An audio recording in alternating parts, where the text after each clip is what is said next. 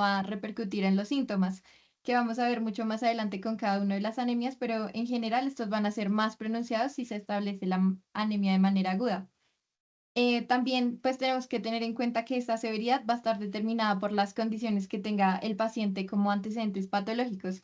Digamos, en enfermedad coronaria, estos niveles de hemoglobina no podemos ser como tan permisivos y recordemos que uno de los criterios de transfusión es que en pacientes con enfermedad coronaria tengan un valor de hemoglobina de 8 y no 7 como en los demás pacientes. ¿Qué es lo nuevo que nos propone esta guía? Entonces, es que ajustemos este valor de hemoglobina según la altitud en la que reside el paciente. ¿Esto por qué? Porque, digamos, los estudios originales fueron hechos en pacientes con un corte a nivel del mar, pero se dieron cuenta que, digamos, nosotros los bogotanos que vivimos a 2.600 metros por arriba del mar, vamos a tener una hipoxia relativa porque hay una disminución en la presión atmosférica y esto nos va a causar que, digamos, produzcamos más hemoglobina. ¿Cómo nos dicen ellos que lo ajustemos? Entonces les traje un ejemplo. Digamos, para mujeres, el punto de corte que nosotros dijimos van a ser 12 gramos sobre decilitro. Entonces, ¿cómo le vamos a ajustar? Aquí hay una tablita a la izquierda que nos dice que si, digamos, nosotros estamos a 2.600, vamos a ubicarlo en el cuadradito que les pinté de rojo y el ajuste que nos dice son 18 gramos sobre litros, lo pasamos a decilitros, nos da 1,8 gramos sobre decilitros, entonces a esa hemoglobina de esa mujer le vamos a sumar esos Vamos a 1,8 sumar. gramos sobre decilitro Vamos a sumar. para, ya, para poder tener nuestro nuevo punto de corte ajustado a Bogotá y así pues con las diferentes altitudes de los pacientes. También nos dice esa guía que deberíamos ajustar los valores si el paciente es consumidor de tabaco. ¿Por qué? Porque ellos tienen una exposición crónica al monóxido de carbono. Y esto lo que causa es que haya un falso aumento de esta hemoglobina que realmente no va a transportar oxígeno, porque esta hemoglobina se va a unir a ese monóxido de carbono y va a formar la carboximetihemoglobina que pues no nos va a servir como tal para llevarnos el oxígeno y para garantizar pues esa función celular. Entonces, lo mismo, esta tablita nos dice cómo ajustarla. Aquí les traje el ejemplo, digamos, de un paciente que consume 15 cigarrillos al día y tienen una hemoglobina de 13,4. Entonces, digamos que el ajuste tendríamos que hacerlo con 0,5 gramos por decilitro, entonces lo vamos a restar a la hemoglobina que tenía el paciente. Digamos, si nos damos cuenta, esto lo que nos ayuda es a digamos que dar más a luz a esos pacientes que tienen una anemia que realmente no se expresa como lo deberíamos identificar más este tipo de pacientes.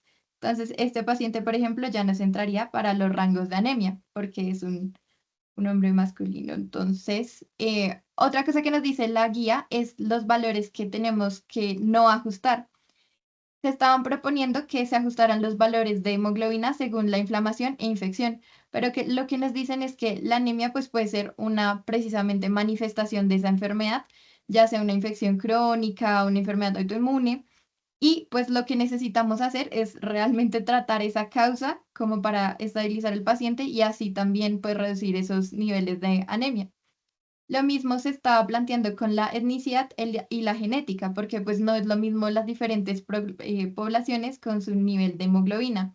Sin embargo, nos dicen que no deberíamos ajustarlos porque ya la mezcla genética que tenemos es mucho mayor, entonces pues no sería como indicado hacerlo. Les traje para recordar también en estas generalidades unos índices de glóbulos rojos que nos van a servir para clasificar la anemia. Entonces yo creo que muchos de nosotros hemos visto que en las clínicas únicamente ponemos como anemia macrocítica. Entonces después de esta charla vamos a poner esos valores mucho como más acertados. Lo primero que tenemos que tener en cuenta, aparte de la hemoglobina, es el volumen corpuscular medio. Este nosotros lo vamos a tomar de 80 a 100. Digamos que estos valores que les traigo es de una tablita de UpToDate que hicieron con entre 1.500 y 2.000 individuos de 20 a 80 años que aparentemente están saludables, pero pues los valores que tomamos, digamos que el volumen corpuscular medio no cambian mucho. ¿Y esto qué nos va a indicar o por qué nos va a ayudar en la anemia? porque si este volumen es más grande, nos indica que el glóbulo rojo es más grande y lo vamos a llamar una anemia macrocítica. Si el volumen está dentro de los rangos normales, va a ser una anemia normocítica y si está más pequeño, va a ser una anemia microcítica. El segundo índice de glóbulos rojos que vamos a tomar va a ser la concentración de hemoglobina corpuscular media. Esta digamos que va a estar relacionada directamente con el color de los eritrocitos y por eso si digamos que esta hemoglobina corpuscular media está aumentada, vamos a decir que es una anemia hipercrómica. Si está normal va a ser normocrómica y si está disminuida va a ser hipocrómica. El otro parámetro que nos va a dar también el cuadro hemático va a ser el ancho de distribución de los glóbulos rojos, que es este RDW que aparece en porcentaje. Entonces, cuando este es mayor, nos indica pues que el tamaño de los glóbulos rojos es muy variado y nos va a indicar que tenemos una anemia heterogénea. Entonces, digamos que si nosotros tenemos una anemia, podemos incluir los tres parámetros. No puede ser necesariamente solo macrocítica, no, sino puede ser, digamos, una anemia macrocítica, hipercrómica, heterogénea. Entonces, la idea es cómo jugar con eso también. Y entonces, otro índice que no nos sale como tal, o pues nos puede salir en el hemograma como un conteo o como un porcentaje, y también lo podemos pedir nosotros, son los reticulocitos, que son estas formas inmaduras de glóbulos rojos. Esto porque es importante, porque nos va a ayudar a evaluar qué tanto está produciendo la médula ósea esos glóbulos rojos. Entonces nos va a indicar si está mayor a 2 una anemia que es regenerativa o proliferativa y si está menor a 2 una anemia arregenerativa o hipoproliferativa. Pero ¿cómo nosotros vamos a calcular realmente ese valor? Entonces, hay unos índices de producción reticulocitaria que lo que nos dice es que nosotros tenemos que corregir los reticulocitos en porcentaje del paciente por el hematocrito real del paciente y lo vamos a dividir en el hematocrito normal para la edad que pues tenga el paciente, que esto normalmente nos lo dicen los laboratorios, y la vida media de los reticulocitos. Entonces, ¿cómo sacamos esa vida media? Vamos a mirar cómo tiene el paciente el hematocrito y según esto vamos a sacar los días. Entonces, digamos, podríamos hacerlo con 2 o con 1,5. Y hacemos esta fórmula y si ese índice nos da mayor a 2, pues lo que les conté es regenerativa y menor a 2 a regenerativa, que nos indica que la médula no está realizando una adecuada producción. Ahora sí, entrando ya, sabiendo estas generalidades al abordaje diagnóstico, vamos a empezar con estas pistas que tenemos que tener nosotros en cuenta para llegar pues a un manejo adecuado de nuestros pacientes. Lo primero, y como siempre en todo y sobre todo en medicina interna, son los datos personales y una correcta anamnesis, porque aquí digamos que cobran importancia por lo que les conté, digamos, de que la altura nos puede aportar un nivel pues más alto de hemoglobina y los niveles de anemia pues van a cambiar. El motivo de consulta y la enfermedad actual. Digamos que es común que los pacientes lleguen por otro motivo de consulta y nosotros lo que hagamos es descubrir, pues más adelante en los paraclínicos, que también está teniendo anemia. Pero también estos pacientes nos pueden llegar por lo que es ya el síndrome anémico, que es ese conjunto de signos y síntomas que pueden tener. Entonces, no, me veo más pálido, me siento cansado, siento que no estoy respirando bien. Entonces, hacer un correcto abordaje también de ese motivo de consulta, enfermedad actual, y también que esto nos puede ayudar pues a definir la temporalidad de, digamos, si es algo, un proceso agudo, un proceso crónico. Entonces, nunca dejar pasar por alto eso. Dentro de los antecedentes patológicos, porque sabemos que hay condiciones que se asocian directamente con la anemia, como es la enfermedad renal crónica, la falla cardíaca, las enfermedades autoinmunes, siempre tenerlos en cuenta. Los farmacológicos, aquí les traje algunas de los medicamentos que nos pueden causar anemias, entonces por las diferentes causas. Entonces, digamos, la aspirina nos puede causar por deficiencia de hierro. Y así con cada uno para que tengan tiempito de revisarlas. Los familiares, porque digamos podemos tener una anemia de células falciformes que pues tiene un componente hereditario amplio. Los toxicológicos y los ginecobstétricos, sobre todo pues en nosotras las mujeres, porque podemos tener, digamos, pérdidas sanguíneas constantes con la menstruación, entonces esto también nos puede causar una anemia. En la revisión por sistemas, digamos que, como siempre, una revisión por sistemas enfocada también a la enfermedad actual y digamos que lo que tenemos que tener también en cuenta son esos signos de hemólisis. Entonces, digamos que si ha tenido la orina, digamos, de un color diferente. Y acá me gustó incluir la parte de la dieta, porque como nos vamos a dar cuenta, en nuestra población, sobre todo de Colombia, muchas de las anemias que vamos a tener es realmente por nuestra dieta, porque no consumimos suficiente hierro, porque no consumimos suficientes folatos. Entonces, no dejar pasar esto. Y también, digamos, hacer un paréntesis en las personas vegetarianas, porque también van a tener como algún tipo de eficiencia si no es una dieta como recomendada de verdad por un nutricionista.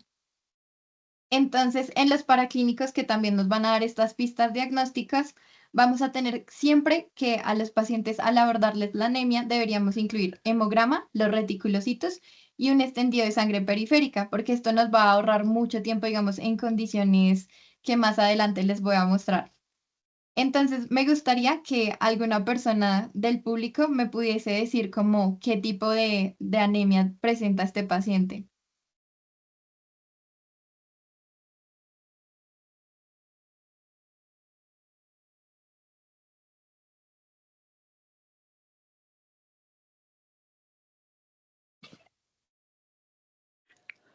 Yo no sé, a mí me parece que es una anemia eh, microcítica, discretamente hipocrómica y heterogénea. Listo, perfecto. Entonces, bueno, yo lo tomé como normocrómica por los valores de referencia del laboratorio, pero sí, está perfecto. Entonces, ese es como el ejercicio que tenemos que hacer con el hemograma del paciente. Pues los reticulocitos, como ya les conté, y el extendido de sangre periférica, porque nos va a aportar, digamos, como la forma que van a tener estos eritrocitos y nos va a indicar, digamos, cierto tipo de enfermedades. El ejemplo más común son los de panocitos, que son típicos de la anemia de células falciformes, pero también vamos a encontrar, pues, otras formas que les voy a contar en cada una de las anemias. Ahora sí, ¿cómo vamos a abordar a nuestro paciente según el volumen corpuscular medio? Este algoritmo me gustó mucho de UpToDate porque pues nos dice como una manera rápida de abordar esas anemias, pero tengo que hacerles la aclaración, digamos, de que este algoritmo fue hecho para pacientes como que tienen síntomas moderados como fatiga, pero pues no es tan apropiado para pacientes que, digamos, tengan fiebre, sangrados o síntomas neurológicos. Entonces les dejo como esa pequeña anotación. ¿Y cómo lo vamos a clasificar? Entonces ya dijimos, el volumen corpuscular nos va a decir si es microcítica, si es normocítica o si es macrocítica. Y eso nos va a llevar a cada una de las enfermedades. Yo les traje acá las que nos dicen que son más comunes por el tiempo, pero créanme que este es un tema muy apasionante y hay muchos tipos de anemia, pero estas son las que nosotros tenemos que pensar como primeras opciones. Empezando con las microcíticas, vamos a empezar con la anemia ferropénica, que es la más común. Entonces, es un trastorno causado por el desbalance del hierro, ya sea ingerido en su reserva, en su gasto o en sus pérdidas corporales. Entonces, ingerido, como les decía, en las dietas y gastos y pérdidas pueden ser, digamos, en pacientes embarazadas que tienen un gasto más elevado de ese hierro o en pacientes que, digamos, tienen infecciones y demás patologías pueden causar una anemia ferropénica. Pese a que en estas condiciones hay una anemia especial que la enfermedad de la anemia de enfermedades crónicas, pero pues cuando esta avanza puede llevarnos a una anemia ferropénica. Entonces, ¿cuáles van a ser las manifestaciones, digamos, de nuestros pacientes con una anemia ferropénica? Las normales de la anemia que van a ser astenia, fatiga, palidez en las mucosas, taquicardia, taquimnea. Digamos que estos pacientes se caracterizan porque pueden tener pica, que es como ese deseo de consumir alimentos, bueno, no alimentos, ese es el punto, sino como, digamos, ciertas sustancias que les aporten ese hierro. Entonces, lo que se describe es tierra, paredes y también esta que es la quilosis angular, que es básicamente como que las comisuras de los labios se nos van a salir como unas lesiones que se ven de este tipo. Y la coiloniquia, que escriben como uñas en cuchara, entonces es como esa deformación de la uña. Entonces, lo que nos proponen acá es primero pensar en esta anemia, luego, ¿cómo vamos a enfocarla? Llega nuestro paciente con una anemia, le tomamos su hemograma, una anemia microcítica, hipercrómica, heterogénea, que en este caso puede ser arregenerativa o regenerativa, que en el frotis de sangre nos dice que hay anisocitosis, es decir, que son diferentes esos glóbulos rojos, y que está hipocrómica, o sea, que son pálidos. Nosotros, ¿qué paraclínicos vamos a pedirle para confirmar que efectivamente sea una anemia ferropénica? Entonces, lo primero es el hierro sérico, que este va a estar disminuido. Sin embargo, les traigo como esta pregunta y es, digamos, si con ese criterio puedo decir que la anemia es ferropénica si solamente está disminuido.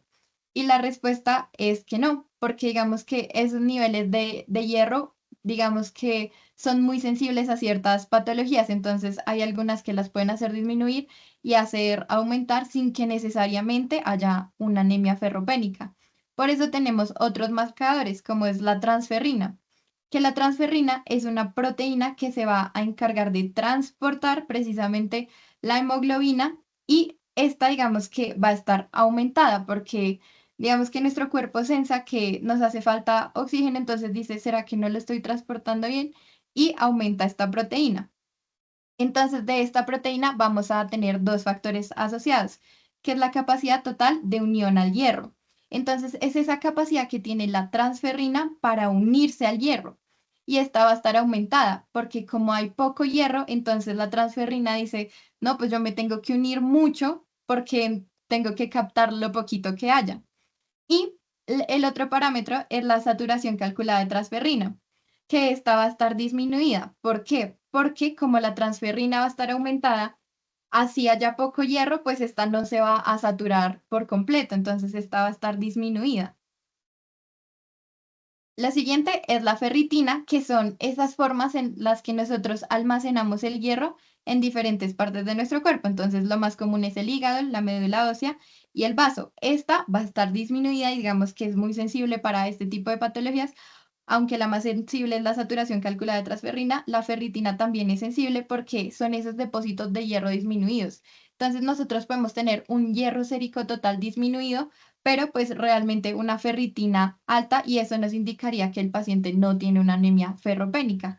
En cambio, si están disminuidos estos niveles, sí nos indica, pues nos acerca más a esta anemia ferropénica. Y la otra que les traje como paraclínico es la hepcidina. Entonces, ¿qué es la hepcidina? Es una proteína que se une a la ferroportina. La ferroportina, aquí les traje un pequeño esquemita, es esa proteína que se encarga de hacer que el hierro entre en nuestros intestinos y llegue a nuestra sangre. Entonces, la ferroportina lo que hace es transportarlo. Y la hepcidina, como tal, lo que hace es disminuir la acción que tiene esa ferroportina, es decir, hace que no pasen esos niveles de hierro. ¿Y esta cómo va a estar? Disminuida. ¿Por qué? Porque pues lo que necesitamos es que entre más hierro, entonces que esa ferroportina nos deje entrar y nos deje entrar hierro. Y así, digamos que vamos a hacer este diagnóstico de anemia ferropénica. Ahora, lo que nos dice este algoritmo es que dentro de esas causas comunes de anemia microcítica, pensemos en en las talasemias. ¿Qué son las talasemias? Entonces, es un defecto en la síntesis de una o varias cadenas de la globulina. Para esto les traje como un esquema de cómo es la hemoglobina para que la recordemos. Entonces, cuando nosotros hablamos de las cadenas de globulina, hablamos de cuatro cadenas, que son beta y alfa. Digamos que hay muchas conformaciones en las que se puede producir digamos que este tipo de hemoglobina, ¿sí? Pero les voy a hablar como de los conceptos más sencillos que nos van a ayudar con eso. Las cadenas alfa se producen, digamos que a partir de cuatro genes. Dos que están en cada uno de los cromosomas 16. Y las cadenas beta se van a producir a partir de dos genes, uno en cada cromosoma 11. Esto nos va a servir para clasificar las talasemias. Entonces yo sé que es un poquito difícil de entender al inicio, pero con el tiempo ya lo vamos a ir entendiendo. Vamos a tener dos grupos de talasemias importantes, las alfa y las beta. Entonces, las alfas talasemias van a ser por un déficit de esa producción de las cadenas alfas y las beta talasemias por un déficit de la producción de las cadenas beta. Entonces, acá les traigo un cuadrito de cómo se van a ver y vamos a recalcar las importantes. Entonces, las beta-talasemias, que son por alteraciones en las cadenas beta, vamos a tener tres tipos: menor, mayor e intermedia. Entonces, digamos que en la menor, los pacientes pueden tener una anemia leve que a veces puede ser incluso asintomática. Y en la mayor, que también le dicen anemia de Cooley, vamos a encontrar ya unos hallazgos típicos. Digamos que lo que más nos llama a nosotros la atención es este cráneo que describimos como con pelos, y digamos que vamos a tener unas facies que son características de esta talasemia. Entonces, como lo es un puente nasal corto, una mandíbula poco prominente, y asimismo, pues se describen. Hablándoles de las alfa-talasemias, aquí digamos que vamos a tener diferentes, pero las que más nos llaman a la atención van a ser las mayores, que digamos que estas son las que nos van a repercutir incluso con la vida. Entonces, hay una que es la anemia de Bart, que digamos que lo que causa es que es una incompatibilidad con la vida, porque resulta que cuando nosotros tenemos, digamos, mutadas las cadenas alfa, estas son las que más nos ayudan a transportar el oxígeno.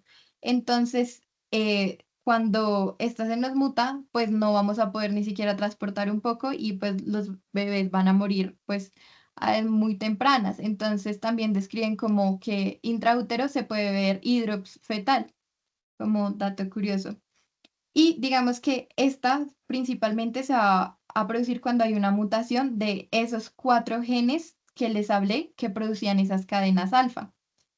Entonces, pues estos son como las generalidades que les traje de las talasemias. Y nosotros, ¿cómo vamos a confirmar ese diagnóstico? Entonces, digamos que tenemos un paciente con una anemia microcítica, hipocrómica, heterogénea y que es regenerativa. En el frotis de sangre podemos ver unos cuerpos de SAINS, que son este puntico que alcanzan a ver aquí de otro color, que es ese hierro que tiñe cuando pues hacemos la coloración. Y lo que nosotros vamos a pedir para confirmar esta talasemia es una electroforesis de hemoglobina diferente a las de proteínas. Entonces, aquí es donde cobra importancia lo que les dije, que digamos hay diferentes tipos de conformación de la hemoglobina. Las que yo les conté son, digamos, la más frecuente, que es cuando hay dos cadenas alfa, dos cadenas beta. Pero como les traigo aquí tenemos otros tipos de conformaciones de la hemoglobina que también van a ser normales, y hay unas patológicas. Entonces, lo que nos va a decir esta electroforesis de hemoglobina es como hacia qué cadenas se inclina más, y nos va a ayudar a confirmar pues las talasemias y a diferenciarlas. Entonces, eso es para las talasemias. Y ya finalmente en estas microcíticas nos vamos a enfocar en las anemias de enfermedades crónicas e inflamación, que ya se las había mencionado un poquito cuando les hablé que cuando estas progresan pueden llevar a una insuficiencia de hierro. Sin embargo, es un tipo especial de anemia. ¿Por qué? Porque aquí vamos a tener una patogenia distinta a la de deficiencia de hierro. Acá lo que ocurre principalmente son tres procesos. Uno es un aumento de la hepcidina. Esta se produce por un aumento de la interleuquina 6 que vamos a encontrar cuando tenemos pues esas inflamaciones. También nosotros vamos a tener una disminución de la eritropoyetina y una vida media menor de los eritrocitos, mediada por el factor de necrosis tumoral alfa y el interferón gamma. Entonces acá les traje como un pequeño esquema de qué es lo que pasa en este proceso de inflamaciones crónicas. Y es que las citoquinas me aumentan esa hepcidina, que va finalmente en repercutir en disminuir los niveles del hierro plasmático. Y por otro lado, estas citoquinas me van a disminuir también la eritropoyetina, la eritropoyesis y la vida media de los hematíes. Entonces, es ese como combinación de factores los que nos va a llevar finalmente a este tipo de anemia. Entonces, como ya les conté, esta puede ser por infecciones crónicas como son la tuberculosis, enfermedades autoinmunes, de las que más rescatan es la artritis reumatoide, enfermedad renal, insuficiencia cardíaca y pues diferentes tipos de cáncer. Entonces, ¿cómo vamos a confirmar nosotros? ¿Cómo vamos a confirmar nosotros este diagnóstico? Digamos que lo que les intento traer acá es la diferencia que va a tener con la anemia ferropénica. Y digamos que una de las principales es que esta saturación calculada de transferrina, que les había contado que, digamos, era disminuida en la anemia ferropénica, aquí va a estar mucho más disminuida. Entonces va a ser esta inferior al 10%. Y también nuestro otro parámetro diferenciador va a ser la ferritina, porque esta, digamos que forma de almacenamiento del hierro no se va a ver afectada en un inicio temprano de este tipo de anemias. Lo mismo la hepcidina, que si nos dábamos cuenta, pues esta estaba disminuida porque necesitábamos que entrara más hierro a nuestro torrente sanguíneo, pero en este caso, como el problema no es de hierro, ella no necesariamente tiene que estar disminuida, es más, podría estar incluso aumentada. Ahora hablándoles de las anemias normocíticas, vamos a hacer un pequeño paréntesis y es que la causa más común también de este tipo de anemias es la anemia ferropénica. Entonces es por esa deficiencia que nosotros vamos a tener de hierro. Otra de las causas de anemias normocíticas va a ser el déficit de vitamina B12, que le vamos a hablar más adelante en macrocíticas para que sea más fácil de entender.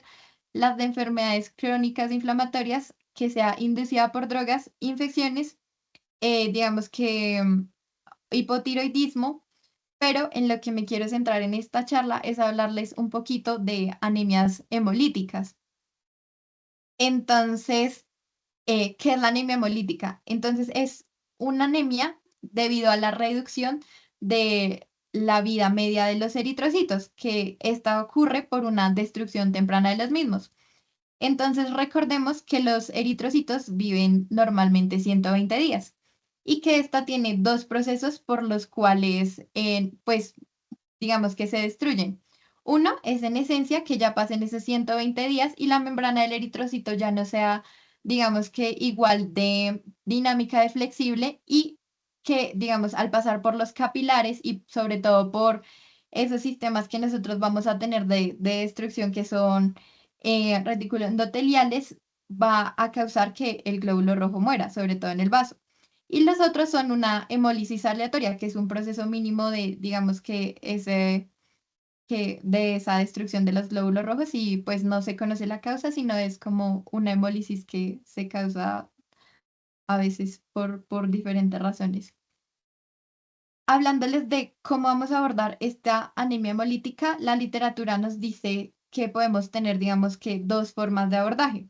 Una es a partir del glóbulo rojo. Entonces, sigamos, este problema de hemólisis es por una causa directamente del glóbulo rojo, vamos a decir que es por culpa, digamos, de corpuscular. Y si es externo al glóbulo rojo, vamos a decir que son extracorpusculares. Entonces, digamos que hablándoles de las causas de estas anemias corpusculares, va a ser, digamos, las células falciformes, que el problema es directamente del eritrocito, porque tiene una forma diferente que va a causar que, digamos, que ésta sea inestable al pasar por los capilares y se destruya, entonces tenga esa hemólisis. Y digamos que cuando nosotros hablamos de este tipo de anemias corpusculares, vamos a hablar que sobre todo son por causas hereditarias. En cambio, estas extracorpusculares, es decir, que no se nos dan en el eritrocito, que el problema no es del eritrocito, pueden ser de causas mecánicas, como por ejemplo, digamos que nosotras tengamos una válvula protésica cardíaca que, digamos, que nos destruya directamente los eritrocitos cuando pasen por el corazón, causas inmunológicas, causas infecciosas y o metabólicas. Entonces, desde estas inmunológicas, nosotros también podemos dividirlo en esta causa de anemia extracorpuscular es inmune o es no inmune. Esto nos va a servir más adelante para las anemias que les voy a contar. Y el otro abordaje que nos proponen es según el sitio de destrucción en las que pues nos dé este proceso. Entonces, intravasculares, digamos que está directamente relacionado con el sistema vascular. Les traje otra vez el ejemplo de la válvula mecánica Y también digamos que si esta se produce por un complejo del ataque de membrana, que va a ser directamente en los vasos donde va a llegar este complemento y nos va a alisar a los eritrocitos.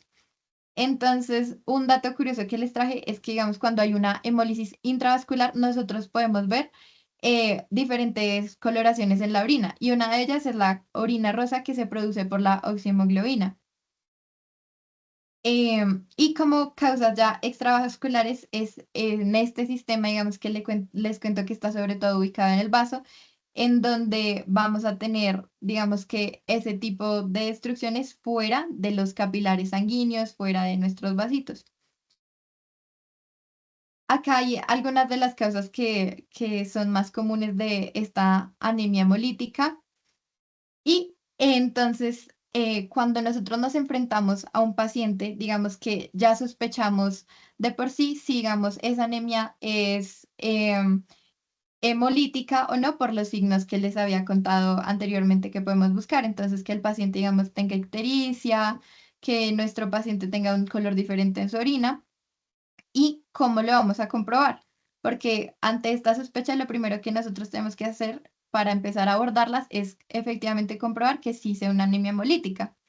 Entonces, cuando hablamos de este tipo de anemias, vamos a decir que es una anemia normocítica, normocrómica, heterogénea y es muy importante que esta suele ser regenerativa, porque nuestro problema no suele estar en la médula ósea, sino que es directamente de la destrucción de estos glóbulos rojos, ya sea, digamos que intravascular o extravascular. En el frotis de sangre podemos ver diferentes hallazgos. Entonces podemos ver esquistocitos, como lo vemos en la primera imagen, que son como estos pedacitos de glóbulos rojos fragmentados. Ay, acá. O también nosotros vamos a poder ver esferocitos, como en esta imagen, o drepanocitos, que son pues digamos que causas de directamente el glóbulo rojo, o sea, corpusculares que nos van a favorecer su destrucción. Tenemos unos indicadores de hemólisis. Entonces, uno de esos es la lactato deshidrogenasa, que es una enzima que va a tener la mayoría de células, lo que nos indica que pues no es muy específica, pero esta lo que va a hacer es que digamos que cuando ella está aumentada en niveles de sangre, pues nos dice que la célula se está rompiendo, porque como tal, ella siempre vive dentro de la célula. Entonces es nuestro primer marcador de hemólisis. También vamos a tener un aumento de la bilirrubina indirecta. Recordemos que pues esto es directamente por el metabolismo que nosotros hacemos de la hemoglobina, en donde pues a través de diferentes procesos llegamos a esta bilirrubina indirecta.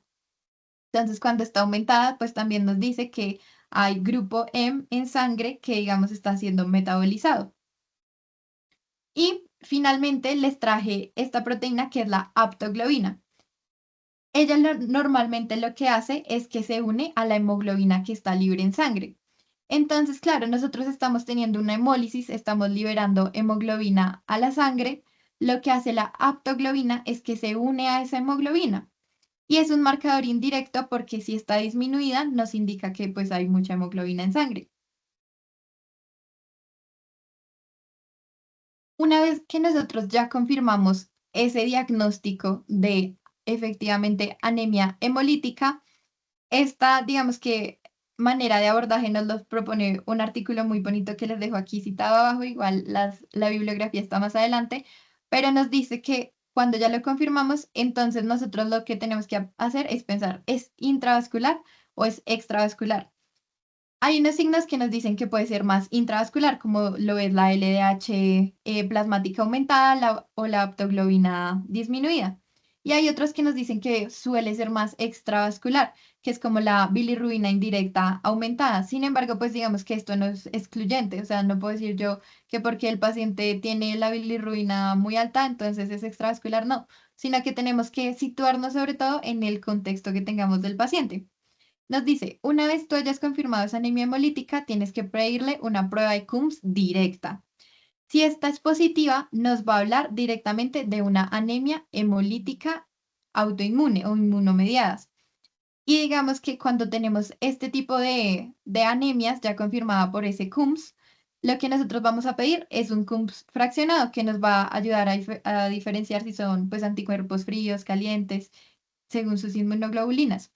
Y si tenemos, digamos que una prueba de Coombs directa que nos sale negativa, tenemos que volver a pensar en el contexto del paciente para, digamos que, buscar esas pistas diagnósticas que nos va a ayudar a nosotros a mirar realmente qué tiene nuestro paciente.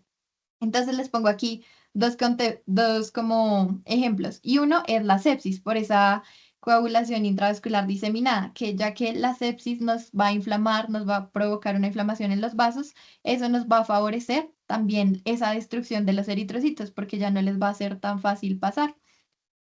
Entonces, bueno, una vez ya nos situamos en el contexto del paciente, podemos, digamos que, pensar en causas de anemias hemolíticas que sean congénitas o adquiridas. Entonces, dentro de las adquiridas, tenemos la hemoglobinuria paroxística nocturna. Entonces, ya más adelante les voy a hablar como un poquito de cómo sospecharla, pero tenemos que tener en cuenta que si queremos diagnosticar esto, puedo pedir una citometría de flujo, en donde nos va a decir que, digamos que lo que se nos va a afectar es el CD55 y el CD59, que son proteínas que pues deberían estar presentes para que no haya una activación de ese complemento y no se nos destruyan las células. Pero digamos que en estos pacientes esto va a estar afectado. Entonces, por eso se nos va a dar pues esa hemólisis. Acá, pues hay otro algoritmo que nos menciona un artículo que es muy similar, pero vamos a partir desde otro punto y va a ser desde el frotis de sangre periférico.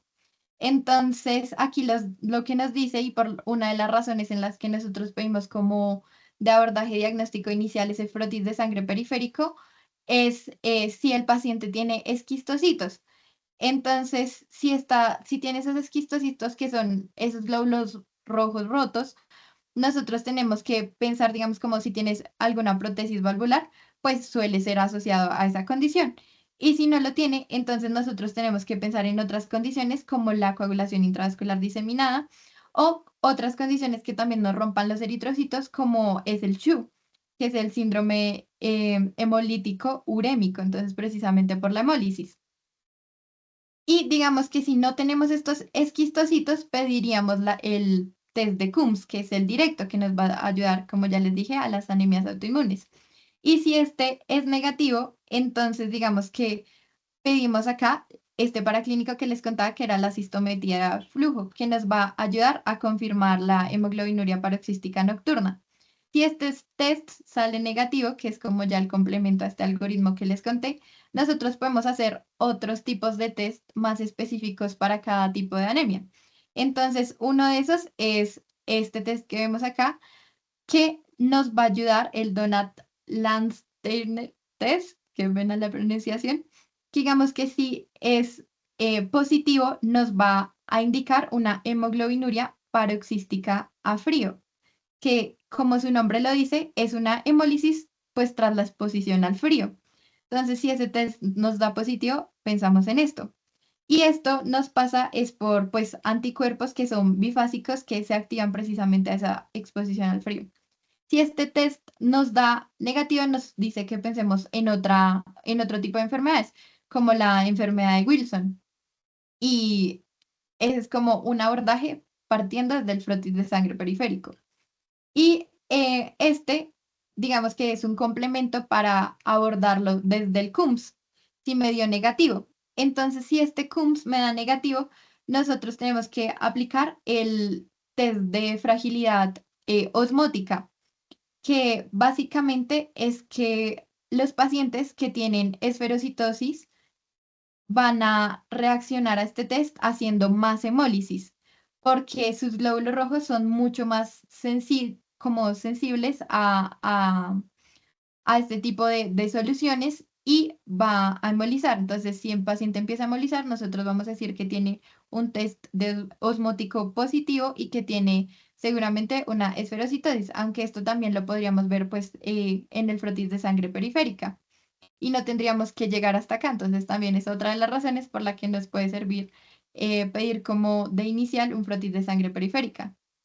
Si este test nos da negativo, entonces nosotros ya tenemos que pensar es en ensayar esas enzimas que tiene el eritrocito para mirar si hay alguna enzima que nos está fallando y que esa sea la causa de nuestra hemólisis. Entonces, de las más comunes es el déficit de glucosa 6-fosfato deshidrogenasa, que digamos que acá tenemos que pensar que es tan frecuente que digamos nos dice que si ese test es negativo, igualmente pensemos en esa deficiencia de la glucosa 6-fosfato deshidrogenasa. Listo. Entonces, bueno, en la anemia macrocítica, no sé por qué me quedo ferropénica, pero les quería hablar, digamos, de las causas que nosotros tenemos de esta anemia macrocítica, es decir, cuando el volumen corpuscular medio es mayor a 100 femtolitros. Entonces, digamos que lo que nos dice Aptuit es que pensemos primero en estas causas. Y lo que tenemos que descartar nosotros en nuestros pacientes es que sea, digamos, por uso de medicamentos como primera opción. Entonces, hacer la historia clínica, devolvernos a esa parte, devolvernos antecedentes farmacológicos y mirar, digamos, si el paciente está consumiendo alguno de estos medicamentos, como el metotrexate, que nos puede, pues, causar esta anemia macrocítica. Lo siguiente que tenemos que pensar nosotros, que es lo más común también en nuestro medio después de los medicamentos, es que tengamos un déficit de vitamina 12 o un déficit de vitamina 9. Ya vamos a ver una de las características de esto. Entonces, digamos que este tipo de anemias, que son las macrocíticas, se nos dan principalmente por como una desregulación entre el crecimiento del eritrocito. ¿Por qué? Porque digamos que nosotros decimos que hay una maduración asincrónica de la cromatina nuclear, entonces ese núcleo es muy grande y nos causa, digamos, que la maduración del eritrocito sea distinta, se salte algunos pasos que tiene de división celular y nos causa estas células grandes. Hablando de la deficiencia de vitamina B12, cianocobalamina, digamos que vamos a tener muchas causas que nos, digamos que favorezcan esto. Una de estas es que tengamos una anemia perniciosa, que es una enfermedad que se encarga, que es autoinmune, de destruir estas células parietales. ¿Por qué son importantes las células parietales? Porque ellas nos liberan factor intrínseco, que es sumamente importante para que la vitamina B12, digamos que podamos absorberla. Y entonces, esa es la anemia perniciosa. Muchas veces, digamos que nosotros escuchamos que los pacientes con gastrectomía tienen anemia perniciosa, pero eso sería diferente porque no sería una condición autoinmune, sino que, digamos, en los pacientes con gastrectomía, lo que pasa es que nos quitan esas células parietales, pero pues por un modo mecánico que nos va a llevar también a esa disminución del factor intrínseco, que nos va a llevar pues a ese déficit de vitamina B12. Entonces, pues es correcto diferenciarlos. Digamos que en el caso de una gastrectomía, uno podría, y lo correcto sería más bien decir como es una anemia macrocítica secundaria a gastrectomía, en vez de decir que es una anemia perniciosa. El diagnóstico de esta deficiencia de vitamina B12, lo que vamos a encontrar más común es que midamos los niveles de B12 en sangre. Sin embargo, esto no es tan sensible ni específico. Y lo que nosotros deberíamos intentar solicitar es ácido metilmanólico, que es como una prueba más sensible, más específica, y porque digamos que este ácido lo vamos a pedir, que, cuál es su relación con la vitamina B12. Y es que la vitamina B12 es un cofactor que nos va a ayudar a convertir esta metilmanolil-CoA a succinil-CoA. Entonces, digamos que si no tenemos este cofactor, pues se nos va a acumular y vamos a tener ese ácido metilmanólico. También, digamos que ya cuando uno habla de déficit de vitamina B9, ácido fólico, entonces nosotros tenemos que ya acá su absorción no va a ser tanto gástrica, sino a nivel de yeyuno. Y su mayor reserva va a ser hepática. Vamos a tener diferentes síntomas y digamos algo que se me olvidó comentarles es que vamos a tener, digamos que síntomas glóticos. Entonces vamos a tener una glositis, que es una inflamación de la lengua. Típicamente, de la deficiencia de vitamina B12 vamos a tener una glositis atrófica, que es que, digamos, esta lengüita, si se dan cuenta, no tiene papilas gustativas y está eritematosa. Y digamos que en la deficiencia de vitamina B9 también vamos a poder tener esta glositis. El diagnóstico aquí lo vamos a hacer también, digamos que comúnmente se miden los niveles de vitamina B9 en sangre, pero pues no es lo más preciso. Nosotros lo que deberíamos medir acá es la homocisteína, que digamos que también ocurre porque la vitamina B9 es necesaria para que ésta se convierta en metionina. Entonces, si no tenemos esta vitamina, se nos va a acumular esta homocisteína. Y cuando ya descartamos el uso de medicamentos, ya descartamos el uso, pues la deficiencia de vitaminas B12 o deficiencia de vitamina B9, tenemos que pensar en otro tipo de patologías que nos causen esta anemia macrocítica. Entonces acá les dejo una de las causas que en las que puede ser, digamos, un desorden ya de la médula ósea. Ya casi terminando, pues quería digamos que darles unos tips de cuándo nosotros tenemos que nos da UpToDate, de cuándo nosotros tenemos que remitir a un paciente a hematología. Entonces, dentro de los principales es cuando el paciente tenga una emergencia hematológica.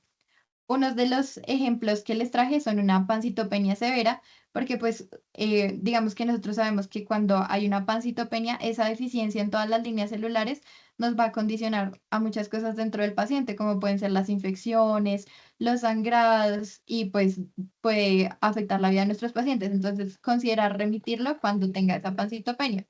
Cuando nosotros en ese frotis de sangre vemos blastos o formas, digamos que mieloides o linfoides inmaduras, porque nos puede, digamos, indicar una patología maligna. Entonces sería bueno también remitirlo oportunamente al hematólogo. O cuando nosotros tenemos, digamos, una anemia hemolítica microangiopática con esquistocitos en el frotis de sangre periférica.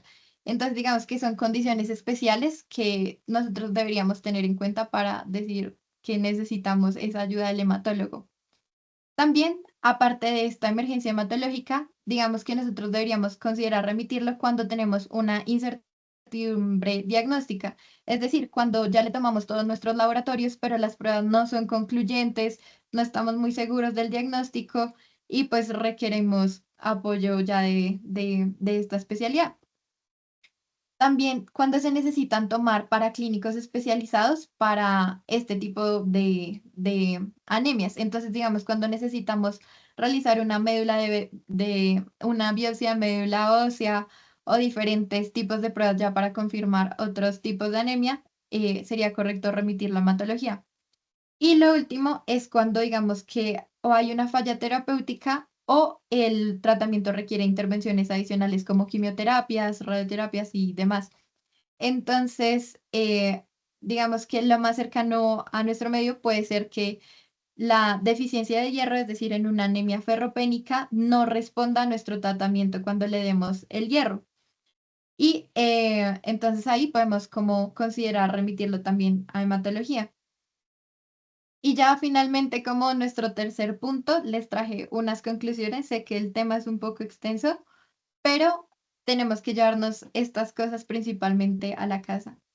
Y uno es que, digamos, debemos hacer correctamente el diagnóstico de nuestros pacientes y ajustar su hemoglobina según las condiciones que les comenté. Entonces, es la altura en la que residen y el tabaquismo. Lo segundo es siempre al abordar un paciente, si se nos es posible, si tenemos las pruebas, tomarle hemograma, reticulocitos y frotis de sangre periférica, porque si se dieron cuenta, esta va a ser nuestra base para sospechar los tipos de anemias, su abordaje diagnóstico y hasta el tratamiento de nuestros pacientes. Ya pedir los estudios específicos según la sospecha, entonces, digamos, recordemos siempre en anemias hemolíticas, confirmar que verdaderamente sea hemolítica y luego sí, pues proceder con los diferentes paraclínicos que tenemos para evaluarlo. Tres, tener en cuenta la clasificación, entonces tener muy presente cómo va a ser ese tamaño de los eritrocitos para poder abordarla con las diferentes causas, teniendo en cuenta pues siempre la prevalencia de estas enfermedades en nuestro medio, que ya sabemos que las más comunes son ferropénica y también la deficiencia pues de las vitaminas por nuestro tipo de nutrición. Y la cuarta es remitir oportunamente a nuestros pacientes. Entonces sabemos que una remisión a hematología puede ser un poco demorada, pero si o sea, si abordamos correctamente a nuestros pacientes y identificamos esas condiciones, podemos pues influir directamente en la calidad de vida y digamos que en el pronóstico de la enfermedad de nuestros pacientes. Esta es la bibliografía que les cuento, el artículo que sacó la OMS el 2025. Pues los artículos de Up to Date, como con el abordaje diagnóstico tanto de anemias hemolíticas como de las anemias en general para los pacientes. Y estas dos otras revisiones que también me parecieron muy interesantes por si las quieren buscar. Y no siendo más, esa sería la reunión del día de hoy y el abordaje del paciente con anemias.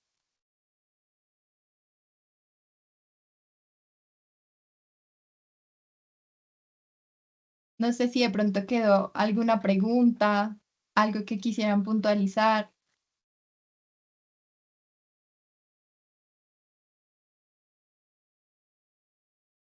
¿Aló, me escuchan? Sí, creo que sí.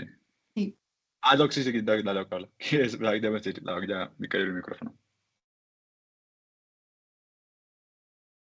Hola a todos, un saludo muy grande, los he extrañado mucho, me encanta Ela, como siempre, eres la más juiciosa, todos son muy juiciosos, me encanta la presentación, creo que todo quedó súper claro, me gustó mucho que pusiste todo como la fisiopatología para entender por qué se dan las anemias, ¿cierto? Que eso es como el manejo. Entonces yo tengo varias preguntas para el público internístico de la sesión. Entonces, ¿qué opinan de por qué el hipotiroidismo causa anemia, por ejemplo, que es algo súper frecuente? ¿Cuáles serán los mecanismos? ¿A alguien se le ocurre por qué el hipotiroidismo está causando cada vez como más anemia? ¿A alguien se le ocurre algo?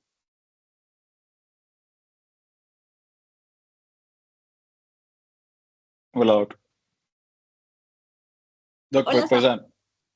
pues digamos, o sea, no tengo muy claro el mecanismo fisiopatológico, pero una vez que cuando es Ardán-Zipaquirá, recuerdo que había un paciente que tenía un síndrome autoinmune tirogástrico, que fue una cosa súper loca, y pues yo creo que en su época pues miramos con el doctor Nelson, y nos contó que pues una enfermedad autoinmune que pues uno pues atacaba lo que es la tiroides, generaba una tiroiditis autoinmune, y también generaba una atrofia gástrica autoinmune, entonces pues generaba a su vez pues hipotiroidismo, y a su vez se generaba también pues una anemia perniciosa.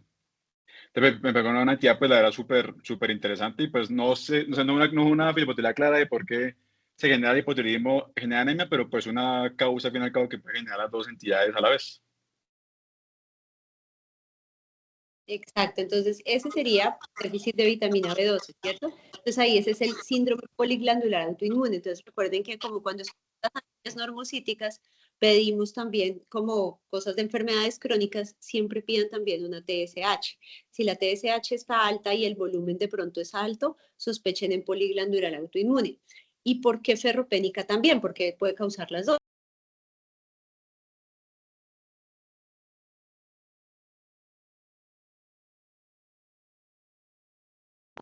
Entonces, la levotiroxina, ¿cierto? Las hormonas tiroideas, recuerden que tienen un mecanismo a nivel nuclear, pero absurdo, que regulan prácticamente todo: el consumo de oxígeno, la frecuencia cardíaca, el ATP, las MAP-quinasas, todo lo regulan las hormonas tiroideas, incluyendo la secreción de eritropoyetina, o sea, los genes de expresión de eritropoyetina en el riñón también los modula la tiroxina. Y además de eso, en la médula ósea hace que maduren las cadenas de hemoglobina. Entonces, usualmente uno no pensaría, pero sí, el hipotiroidismo puede dar o normocítica o macrocítica, o incluso, digamos, microcítica, dependiendo lo avanzada que esté la enfermedad. Igual que todas las enfermedades crónicas, pero porque se van desgastando el hierro. Por eso primero son normocíticas y luego ya terminan siendo microcíticas. ¿Qué más así de datos? Les recomiendo esa diapositiva que puso Ela, que es esa de las talasemias, donde están los genes, el alfa 1, el alfa 2, el beta 1, el beta 2, y donde dice B0, B1, no sé qué, todo eso, porque así les preguntan en los exámenes de residencia. Les dicen: paciente con tal síntoma que tiene B0, B1, ¿qué tipo de talasemia es? O cosas así, eso se los pueden preguntar en los exámenes de residencia. ¿Quién más tiene preguntas, dudas, aportes? Yo tenía una duda y un aporte. en, um, o sea, en cuanto a las talasemias, esto es más una herramienta. Entiendo que su sensibilidad no es particularmente la más alta y su especificidad tampoco, pero es una cosa que nos puede ayudar a identificar rasgos talasémicos, precisamente porque o sea, es raro. Claro, yo he visto en la cardio infantil, alcancé a ver una paciente que tenía talasemia mayor, pero ya para ese punto la pobre paciente pues ya tenía sus múltiples complicaciones asociadas. Es más, desarrolló un hepatocarcinoma por una hemosiderosis que desarrolla, o sea, que se hay depósito en el hígado. Pero el caso es que para sospechar el rasgo talasémico pudiésemos utilizar una herramienta que se llama el índice de Menzer. Claro, es una herramienta, no es un diagnóstico, pero básicamente lo que estaba diciendo muy bien Gabriela es que cuando uno, o sea, la talasemia se manifiesta por unos volúmenes corpusculares ridículamente, o sea, bajos, desproporcionado a la cantidad de eritrocitos que tiene, porque uno dice, bestia, si un paciente tiene unos volúmenes tan pequeños, también deberíamos ver un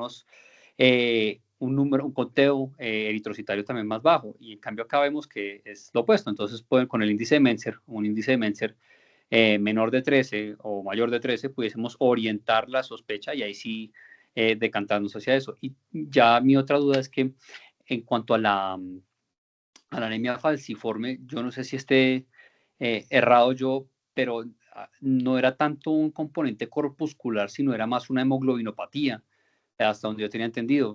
La sustitución de la glucina por la valina en la posición 8 en la hemoglobina, pues en la cadena beta de la hemoglobina, es lo que condicionaba la falciformación del eritrocito cuando cuando se desoxigenaba, cuando se encontraba en un medio ácido. Pero esa parte sí me quedó como retumbando. De resto, excelente presentación, muy buena presentación. Felicitaciones. O sea, no es ninguna crítica, ni mucho menos. Me encantó. Esto no es un pero, esto son felicitaciones.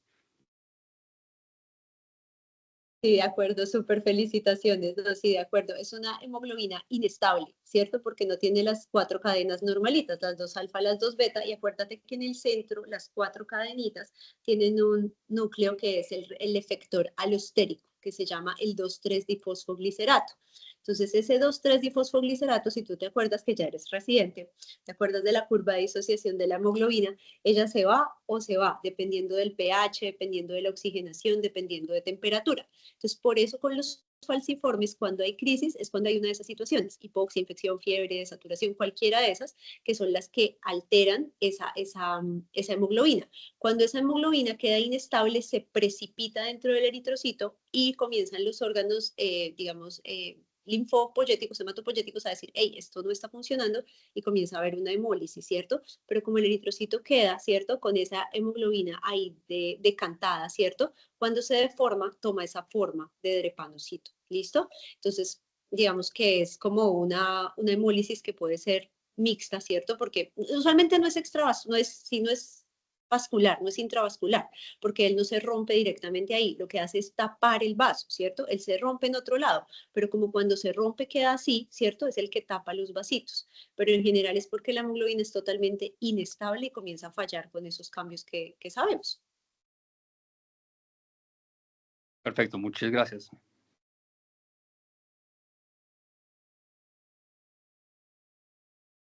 Bueno, ahora otra pregunta, familia internística. ¿Hasta qué horas nos quedamos? No, mentiras, es una pregunta así que también les va a servir. ¿Qué opinan de la vitamina C y la represión de la anemia ferropénica?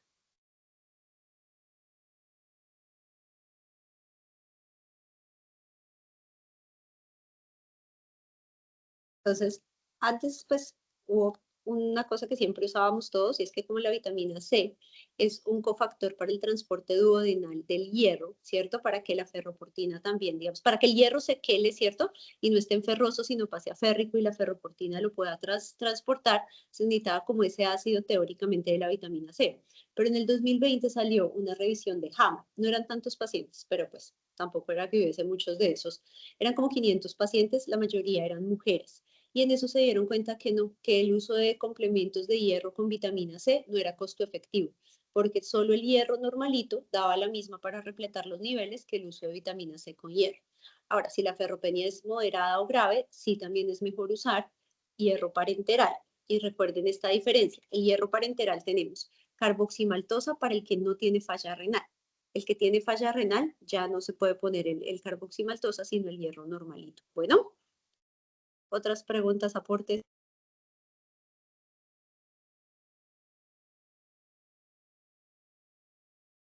No, también para examen de residencia, la forma de absorción del hierro, que es una mnemotecnia que repiten cada rato en el CTO, que el hierro ferroso es el más sabroso.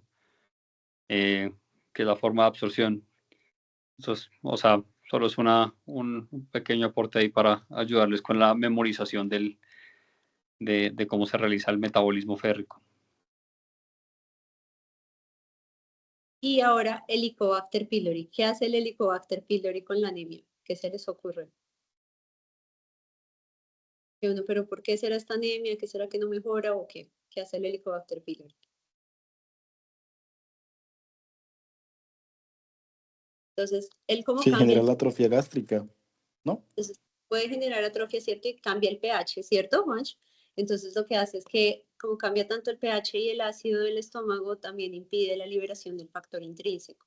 Entonces al tener, digamos, o sea, él mismo, ¿cierto? Cambia el pH del estómago.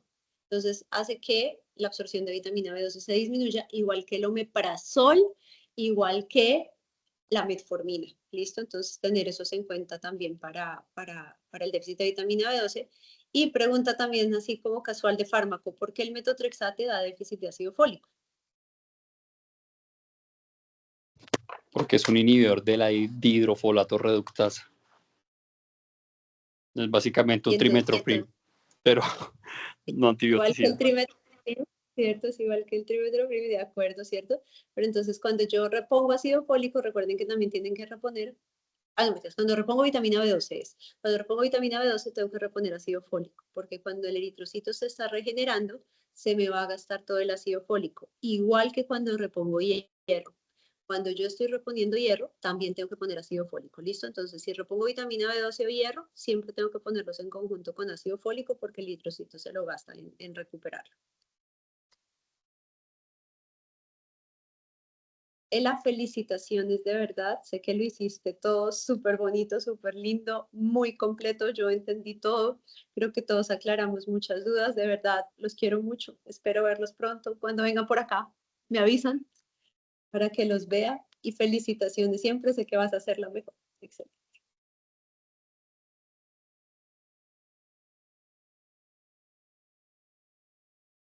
Muchas Muchas gracias gracias, también Doc. a todos ustedes por conectarse. Igual, recuerden que esta reunión quedó grabada para que la subamos a nuestro canal y gracias por el apoyo también. Saludos Gracias a a todos. todos, muy buena. Me acuerdo de todos, prácticamente todos los del grupo. Me encanta, en verdad, saludarlos. Luego nos vemos. Nos vemos entonces en 2 semanas para el caso difícil. Sí, sí, listo, perfecto. Ya está también todo cuadrado para eso. Listo. Gracias, chao.